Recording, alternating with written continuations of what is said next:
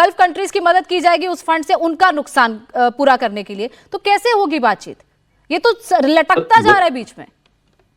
गोनिका जी, tactical चीजें changes हो सकती हैं, लेकिन जो मूल डिमांड्स हैं, जो बेसिक डिमांड्स हैं, जिनको रेड लाइन अमेरिका कहता है, वो बिल्कुल क्लियर है कि इनके पास, ईरान के पास न्यूक्लियर वॉरहेड की कैपेबिलिटीज नहीं होनी चाहिए, और ना केवल उनको बनाने की उनकी कैपेबिलिटीज होनी चाहिए, उनको खरीदने या प्रोक्योरमेंट की भी इजाजत ना मिले, और उनके पास ये परमिशन भी बिल्कुल नहीं होनी चाहिए न्यूक्लियर वॉरहेड की।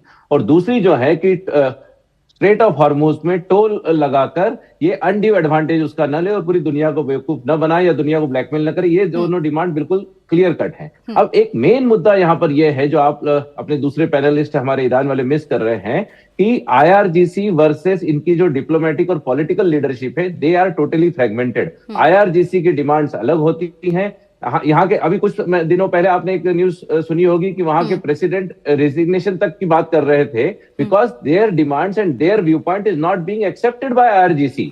वहां पर जो एग्रीमेंट, जो समझौता और शांति करने वाले जो हाथ हैं या जो सोच है, जो ग्रुप है, उसकी बात आईआरजीसी नहीं मानती, because IRGC only flourishes on military strength, और वहां जितना लोगों को परेशान कर सके उसके ऊपर आईआरजीसी की स्ट्रेंथ है।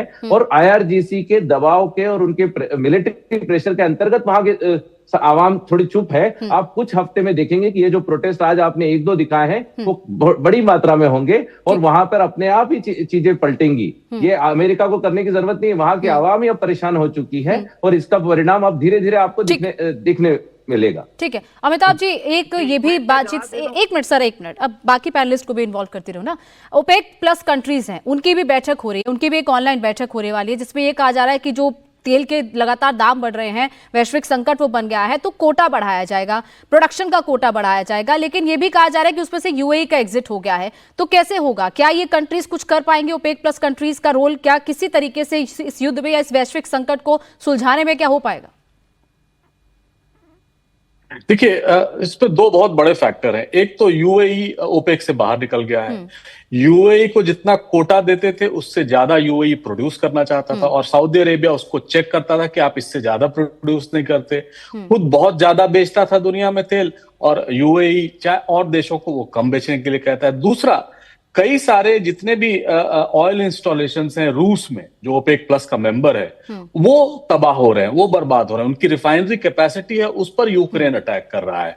तो ये अगर प्रोडक्शन बढ़ा भी देते हैं तो बियॉन्ड अ पॉइंट वो नहीं बढ़ा पाएंगे, और अगर प्रोडक्शन बढ़ाते हैं तो तेल के दाम कम होंगे। और ये कभी भी गल्फ कंट्रीज इस समय जिस स्थिति में है, जब उनको जानो माल का नुकसान हो रहा है, अगर वो तेल का दाम घटाते हैं तो उनके लिए फायदेमंद नहीं होगा। इसीलिए हमेशा ओपेक प्लस कंट्रीज एक बहुत स्ट्रैटेजिक डिसीजन लेता है, और कई बार वो अमेरिका के कहने पर या एक दूसरे के कहने पर वो करता था। लेकिन इस बार मुझे लग रहा है अगर वो प्रोडक्शन बढ़ा भी दे, मान लीजिए, तो ये जो गल्फ जीसीसी कंट्री जो सी लॉक्ड हैं, बहरीन, कतर और यूएई, उनके पास तो तेल है ही नहीं निकालने के लिए बियॉन्ड अ पॉइंट। और कतर और बहरीन और कुवैत तो एकदम बंद है, जिनको हॉर्मुज ने बंद किया हुआ है। तो कितना भी प्रोडक्शन बढ़ा दें, और यही नहीं, अगर प्रोडक्शन बढ़ा भी लेते हैं तो ईरान उनके ऑयल इंस्टॉलेशन पर अटैक करेगा। तो ये एक बड़ा एक विशेष साइकिल है जिसमें पूरी दुनिया ऑपरेट कर रही है, चाहे उससे निकलने की कोशिश करें या ना करें। जब तक, देखिए, मैं तो ये कह रहा हूं कि जब तक एक सेकेंड राउंड ऑफ वॉर नहीं होगा, जब तक ईरान की जो रिमेनिंग ये चीजें नहीं बची हुई हैं, जो उनके जो सपोर्ट सिस्टम है, उनको नहीं बर्बाद करेंगे, ईरान जल्दी से नेगोशिएटिंग टेबल पे नहीं आएगा। और वो मुश्किल है करना किसी के लिए, क्योंकि ट्रंप अपने आप को ज्यादा इस बियॉन्ड अ पॉइंट कमिट नहीं करना चाहेंगे। अच्छा, ठीक है कार्तिक जी, ये जो पूरा सीज फायर हुआ है, आपको लगता है कि ईरान ने टाइम बाय किया है? ईरान ने अपने आप को, जो भी उसको नुकसान पहुंचा है, उसको कहीं ना कहीं भरपाई उसकी की है, इसके साथ साथ अपने आप को और तैयार किया है? ये जो सेकेंड राउंड ऑफ वॉर की बात अमिताभ जी कर रहे हैं, अगर ये होता है तो?